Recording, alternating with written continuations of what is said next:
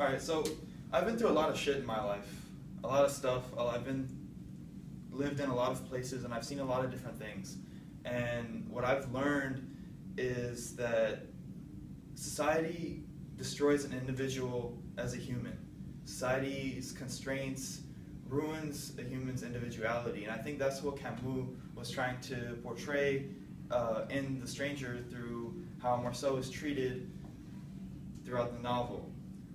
Today I will talk about how Marceau is treated in part 1 compared to part 2, and how that reflects social structures, social ranks, and social judgments, and how that affects Camus, how Camus is trying to make society an inescapable force that will make you bend to her will.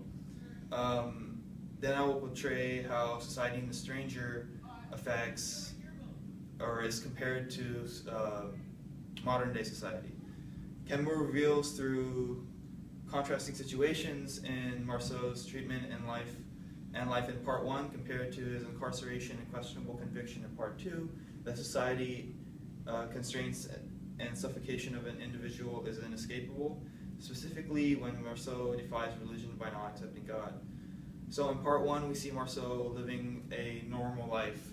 He has a job, he has a girlfriend, he has friends.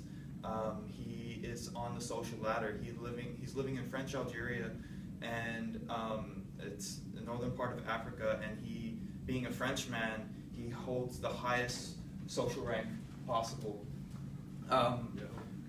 Marceau is treated just like everyone else, but he shows a lack of emotion that is necessary to be a part of a healthy society, and you find this in several situations, and quote specifically in when his mother died, his reaction. The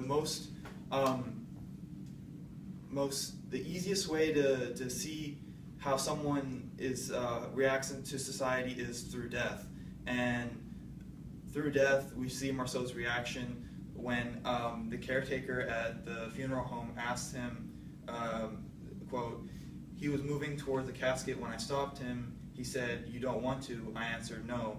He was quiet, and I was embarrassed because I felt I shouldn't have said that." So he doesn't want to see a body he doesn't want to see his mother's dead body, which is against what he should normally have done. But since he is in that social hierarchy, the caretaker doesn't really question him. He's taken back by Marceau's lack of interest, but because he's already in that social hierarchy, he's not questioned. And further, he shows even more lack of emotion and lack of connection when he's with his girlfriend. And quote, "That evening Marie came by to see me, and I asked if I wanted to marry her. I said it didn't make any difference to me, and that we could if she wanted to." He's showing here that marriage is like another big thing like death that connects society, and it's really important in society. And him showing that he doesn't care about it at all shows that he just doesn't fit into it, but he's still not questioned because she's still willing to marry him, and she still loves him, and it doesn't matter if he doesn't love her. Actually, I read that quote before. I was supposed to read the quote before, so I'm going back a little bit. The quote before what I was supposed to read, "I told her my mom was dead. She wanted to know how long ago, so I said yesterday. She gave a little start but didn't say anything." His mom dies the day before, and the very next day, he goes out and spends time with his girlfriend and really doesn't seem to care at all. It doesn't show any sign of mourning or any sign of regret for not being there. And when his girlfriend asks him about it, he just tells her she died yesterday. She doesn't make any more inquiries. Even if she thinks it's odd, because of his social status already, she doesn't make any questions. This changes when in part 2, after the murder of the Arab, when now his social rank is cut. Now he is at the very bottom. He's a prisoner. He's a convicted, or going to be a convicted felon, and now everyone can judge him. Now he's free to be judged.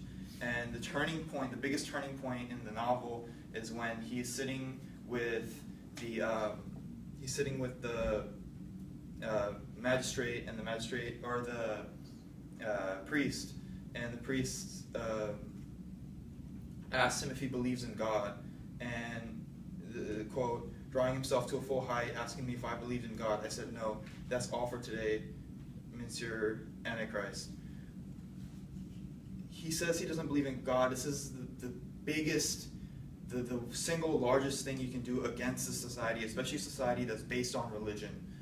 And now, from him being in that lower caste, now that he's lower than everyone else, he can be judged and he can be torn apart. And he's just being honest. This whole time throughout the entire novel, Marceau is completely honest about how he feels. Whether that's feeling nothing, he's completely honest. He never tells a lie. But Camus showing that when you don't lie and when you don't conform and when you don't change according to how society wants you to, the ultimate result is death. You become an outcast for being honest. He says he doesn't believe in God, and that's his belief. That's his right to believe that. But because he believes that, he's an outcast. He's called Antichrist, the Monsieur Antichrist, just because he says he doesn't believe in God.